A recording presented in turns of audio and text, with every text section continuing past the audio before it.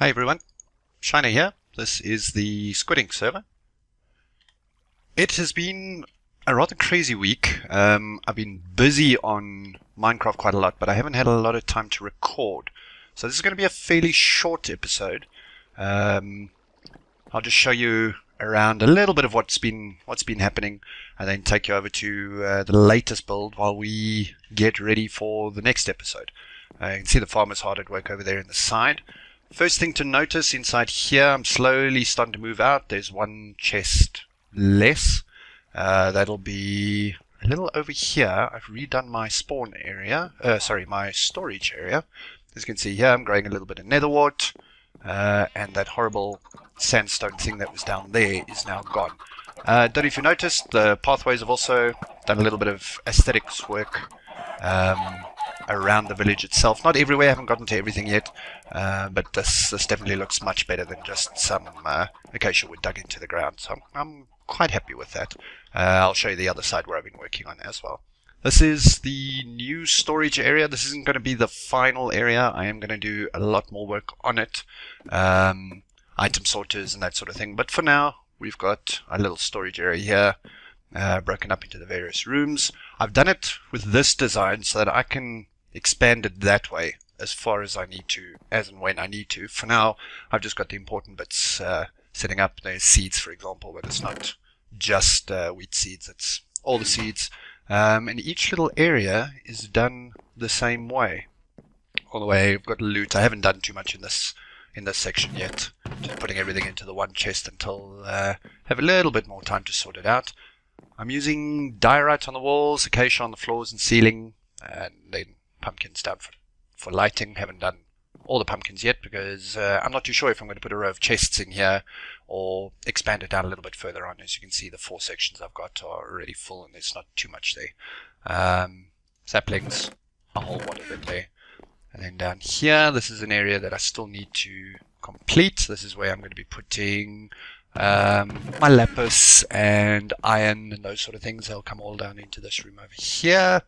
And then loot we had a look at, stone, all the various different types of stone. While we're here, I just want to gather a whole truckload of cobblestone. That's just to get ready for the next episode while we move over to the next little section. So yeah, I'm not too unhappy with this with the storage area. It is expandable, which is the main reason I went for this design. That building I was trying to work on last time was just ridiculous. I was already full, and that was supposed to be organized, and it wasn't working at all for me. If we come down this way along a new path, remember I had all the furnaces down there next to the anvil. Those have been moved, and as soon as I get there we go. New building sitting over there behind the church. I've finally gotten around to making myself an industrial furnace. So we will come stroll over here. There we go. There it is. I'm going to be perfectly honest, I can't remember who I got the design from. If you know, or if you're the designer of this, please let me know so I can give you the credit. Basically what it works, I've got 7 or 8 furnaces. There's 1 or 2 on the other side that you can't see. I've covered them up with the wood. That fuel goes in here. Pop your fuel into the cart, fire it up, and it runs off and fills up all the furnaces, making sure they're all good and proper. We'll turn that off because otherwise that's going to get irritating. And then over here, anything that we want to cook, let's put the stone in there. There we go. Fire it off, and it also fills out all the furnaces automatically and evenly. You can see I've got some blaze rods in there, something else I was working on offline. So I'm going to leave these things to get cooking quite nicely. There's a lot of stone there that needs to, cobblestone that I need to cook up. As you can see inside here, it's already started a little bit before we started the episode. Still haven't gotten around to finishing or fixing that skeleton farm, but we'll get to it eventually, I'm sure. Then I think that's everything around here. I can't actually recall. Here again, been working on the pathways, and I've done a little bit of work. There was some grass and that sort of thing other side of the stone of the stairs, and it looked just weird with water, then grass and stone and all the rest. So I actually built it right up to the stairs themselves, and it's looking good.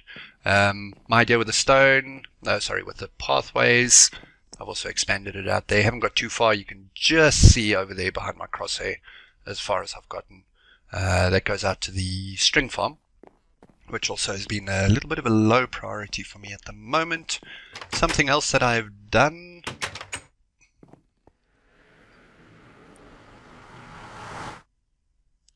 Over here, my portal room now looks just that little bit better. There we go, there's Venice over there. Instead of just being a portal sitting in the middle of nowhere, I want to put a little bit of color in here, maybe some leaves or such. I can't put water up here in the nether, so I'm not even going to try. And then down here, what is that? Ah, whole stack of nether brick, awesome. That's where I go down to get my glowstone and quartz and that sort of thing, so we won't go down there too far. Then off this way, I've started laying down the foundations for my railway system to and from. I don't know if you saw the sign as I was trying to hide it. I have built a blaze farm down that way. We'll go and have a look at it at the moment. The idea of this, I'm going to have a track going there and a track coming back, just so in case anybody does use the railway at the same time, then there's not going to be head-on collisions or anything weird like that. This is a really long way to go to the blaze farm, so I'm going to pause it here and we'll catch up to you there. It's about 500 blocks. So yeah, I will see you on the other side.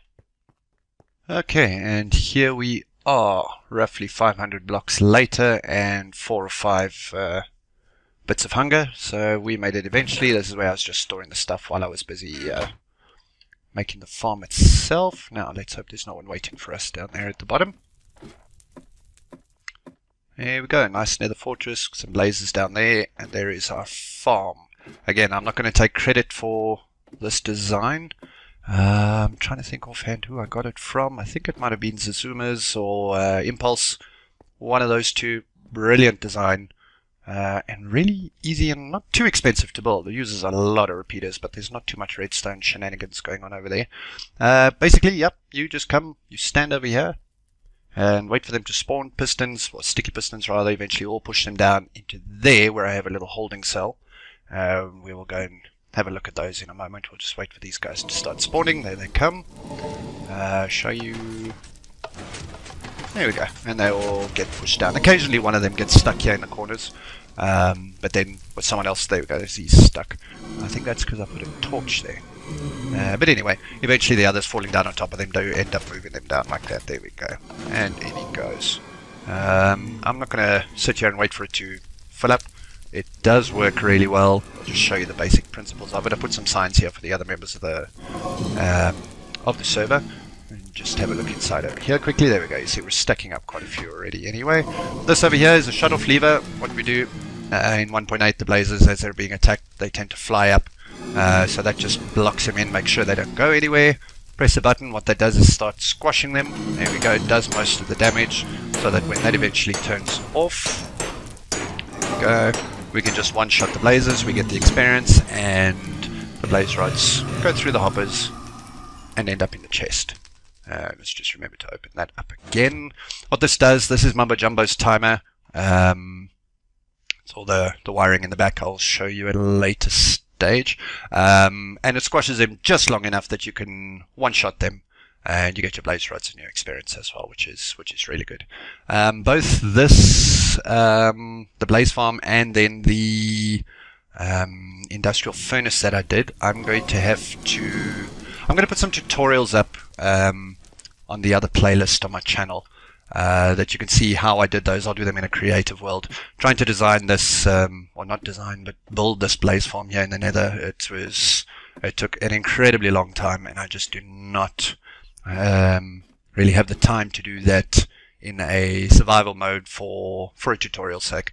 So I'll put them up as tutorials, and you can see it. It really is simple, quick and easy.